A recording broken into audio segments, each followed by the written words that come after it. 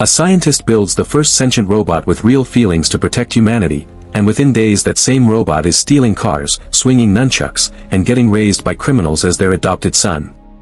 Stick with me to the end because this one becomes way more emotional than anyone expects. South Africa's crime problem got so bad the government brought in robot police called Scouts, built by Tetraveil and locked down with an unbreakable guard key system, so unbreakable that not even hackers could touch them. The man who built that key, Dion, was the genius behind the whole Scout program. Meanwhile, a rival engineer named Vincent had built his own creation, a massive remote-controlled machine called Moose, but Vincent didn't trust full AI, he believed a human hand always needed to be on the trigger.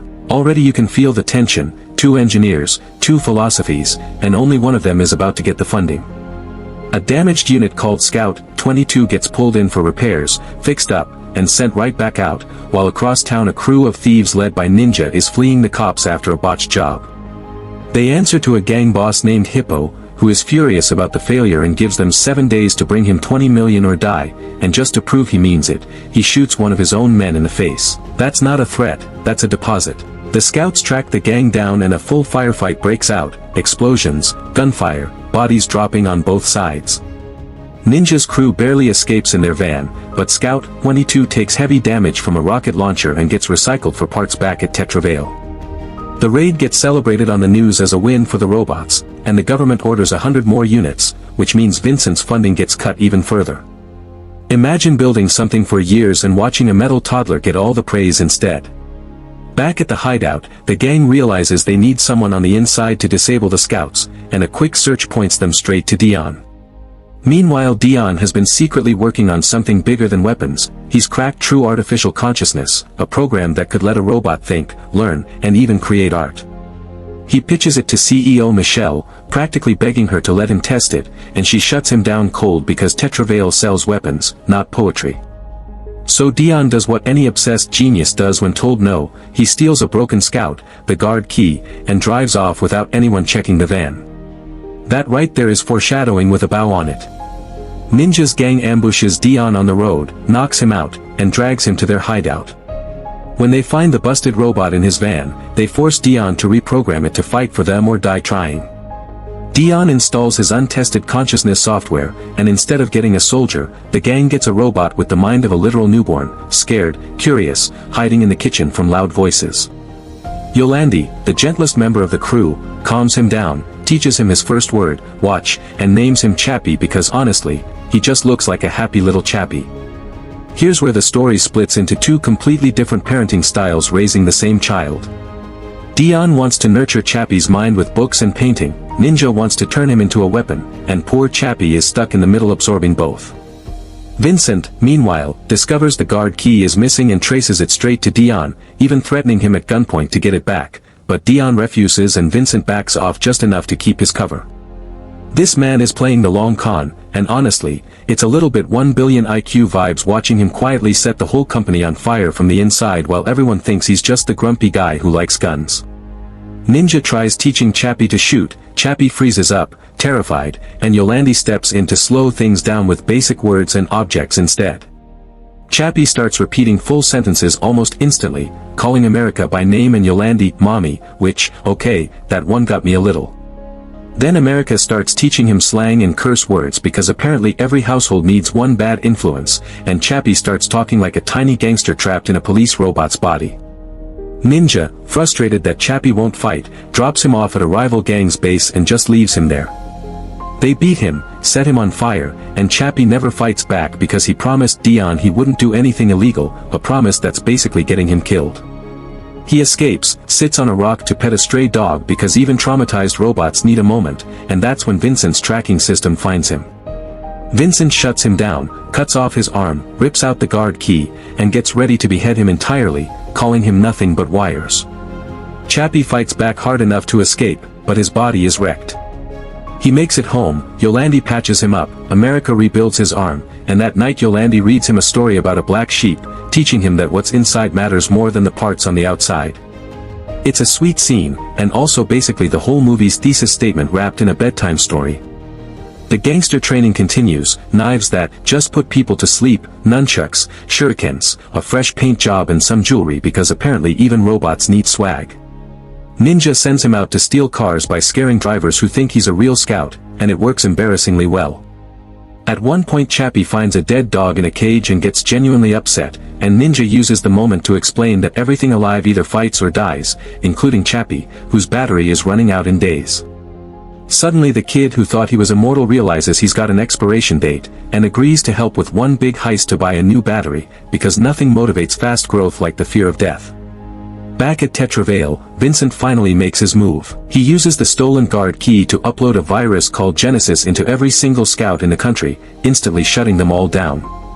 Cars crash, cops panic, and criminals like Hippo realize the city is suddenly theirs for the taking.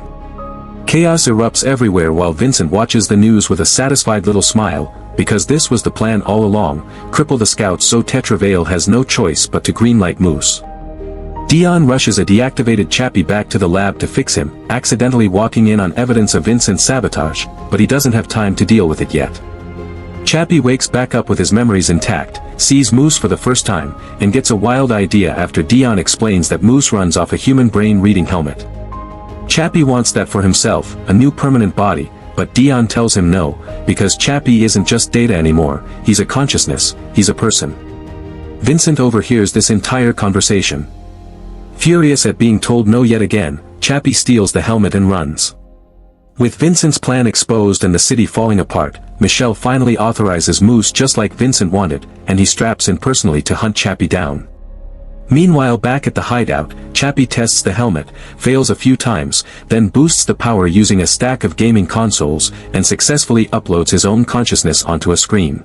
Now all he needs is money for a new body, so the gang pulls off the armored car heist, and Chappie, still convinced his knife only puts people to sleep, genuinely doesn't realize he's killing guards.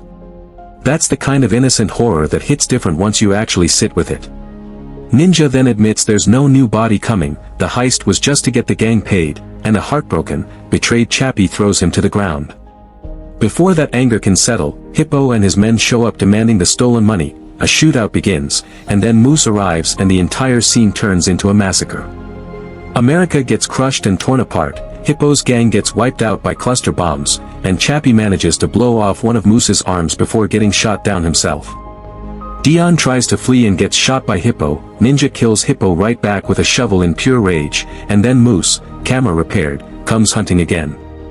Chappie's helmet gets destroyed in the chaos, meaning his only way to save Dion's life is gone.